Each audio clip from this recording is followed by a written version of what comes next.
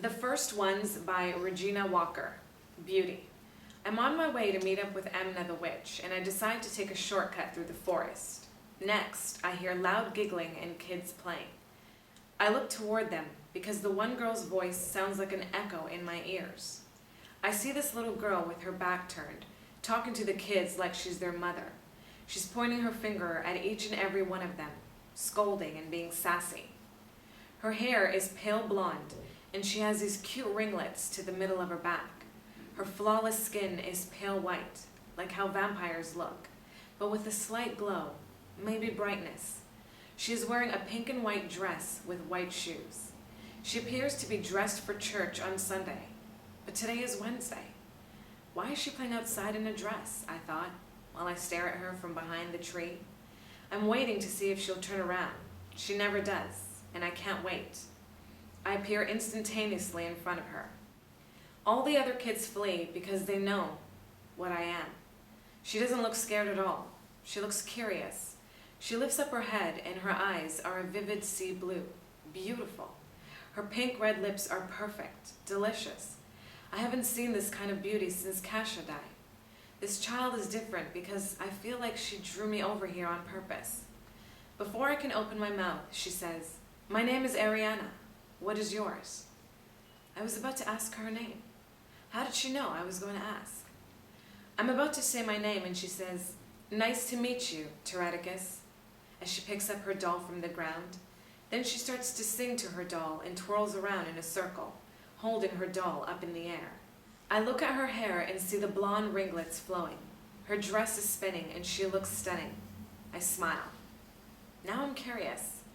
How did you do that? How did you know my name? I just know. My dreams tell the future. Nobody believes me. I dream about you. I dream about me? Why? I don't know, she said as she frowned. I frown too, and I'm entertained. She smiles and her teeth are flawlessly white, perfect. She says, "I'm 8. Where are your parents?" "Dead," she says. "I live with Nanny and Papa, behind the trees. We're in the forest." She points where there are trees, but you can see grass on the other side, and then a big house. No, a mansion on the other side. I play here all the time. I lean down in a sitting position to look her in the face. Her eyes widen, and her mouth opens in surprise. She smiles and reaches out to touch my cheek.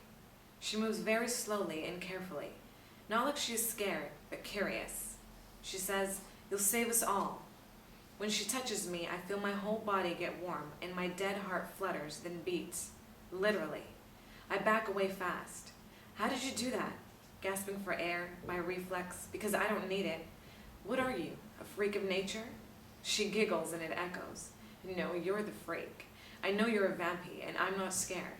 She looks at me courageously. I take more and more steps away. "Are you an immortal child?" with fear in my voice.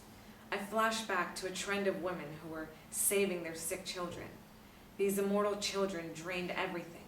Animals, vampires, humans, anything with blood. They spared no one. They killed them all. This upset the balance and caused the ancient ones to step in and remove them. I fear that it's happening again. "Nope," she says. "Do you crave blood?" "Nope, I'm not a vampy," she reiterates. I wish I was, though, so I can run fast and beat up those bad kids. I'm relieved. Trust me, it's not all it's cracked up to be.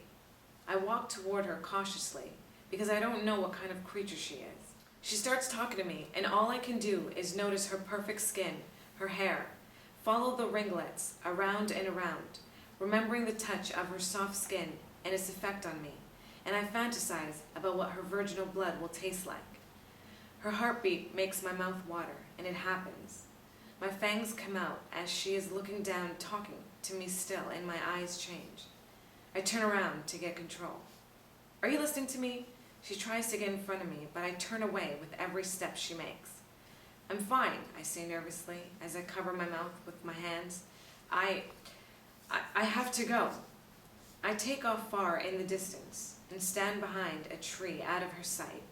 Once I gain control, I hear a whisper. I turn around, peering from behind the tree, and she's still in the distance, standing, facing my direction, looking at me. She says, I know you hear me. I play here every day. Come play with me again, please. I wave and take off farther. I feel shame, like a kid that broke something his parents cherished. I feel excitement over the thought of drinking her blood and the refreshing scent of it. I shouldn't have, because she's a kid, for God's sake.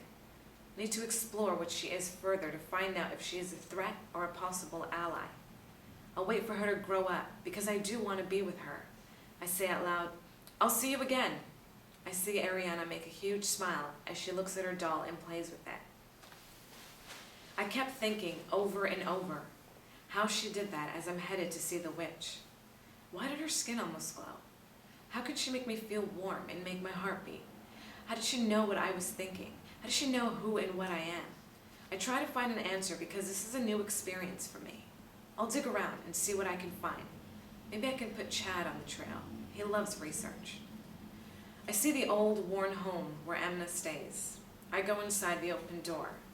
She has a nice log cabin on the inside, but it has all these trinkets dangling around and pictures of odd things, like a finger on one wall and a scarred face on the other wall. She's a pack rat. I don't like it here. It's creepy. I see Emna with her back turned, hanging up another picture of an eyeball. Emna is a large woman who doesn't take any stuff.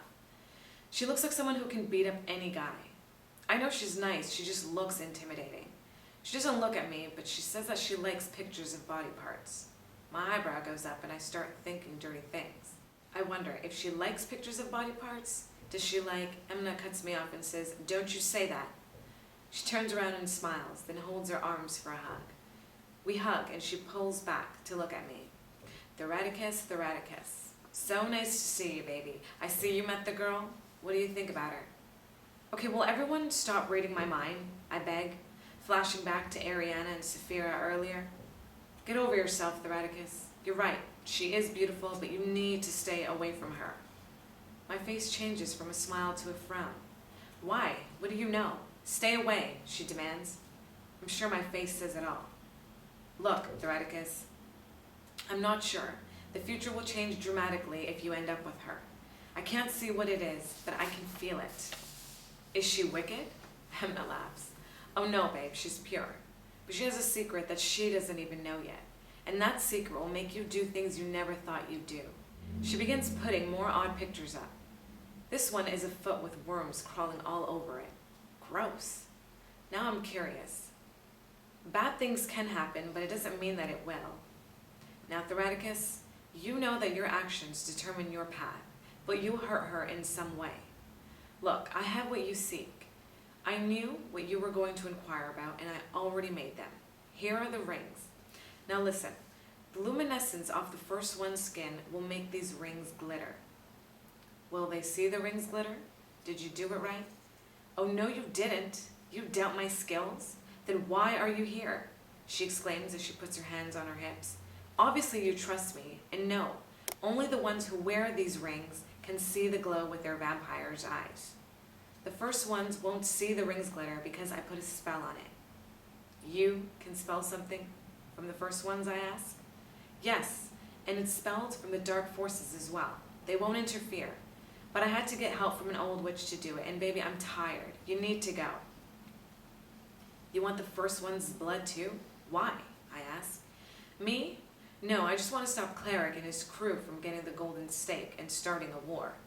I look at her in disbelief, folding my arms and staring at her.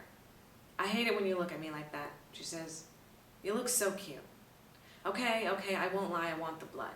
Legend says a witch can live 1,000 years off their blood, and my abilities will get stronger. I can't say I have no interest. I see. I nod in approval. Doesn't it feel better to get it all out of your system? I knew that because I've been around a while, but I want you to know that I know. Got my eye on you, Mama. Oh, stop it, Theoreticus, she blushes. She says, but again, it's a legend. I look at her and take the rings back from her hands. Thanks, love ya. I will catch up with you later. Emna waves. As soon as she sees that Theoreticus is gone, she calls Scott. Scott? Emna here. Hello, Emna, how are you? No time. Theoreticus just left.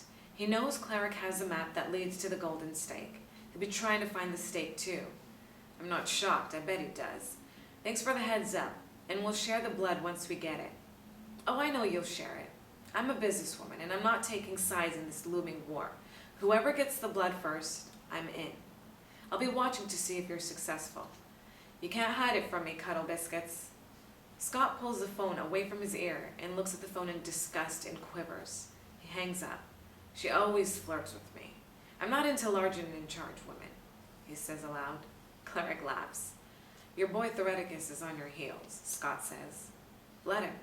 If he and his people find the stake first, we'll take it from them. It's as simple as that. Cleric tilts his seat on the plane and adjusts himself to take a nap.